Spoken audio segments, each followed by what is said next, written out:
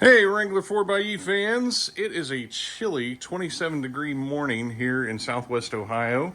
And what my Jeep is doing right now is what's called preconditioning. You can find this in the manual.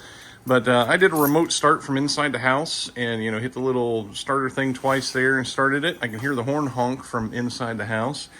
And I opened up the garage just in case. I'll mention why here in a second. But what this does is it allows the vehicle to not only warm the cabin, but warm the battery off of the electric coolant heater while it's still plugged into the wall. That way you're not using energy from the battery to do all that. You're using energy from the wall. Now, you are using some battery from the, or some energy from the battery. It's not a complete wash, but it's allowing the vehicle to do that while you're still connected. Because once you unplug the vehicle from the wall, you're isolated from an external power source, and it's got to do all that from the battery.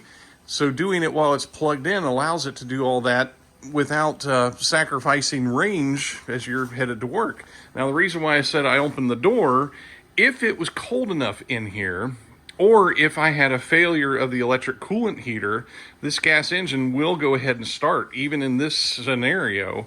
Last winter, I had a bad electric coolant heater. It's since been replaced, but I found out the hard way. I hit the double, remote start thing, gas engine started. I walked out, and it was probably only 5 minutes later, but here a gas engine was running with the garage door down. So given that this vehicle has a gas engine, still has the ability to start that even in this scenario, I don't recommend doing this with the garage door down.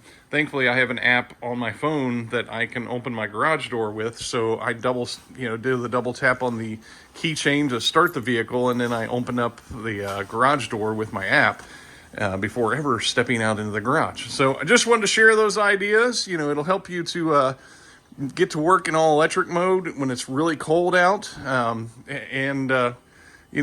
don't know.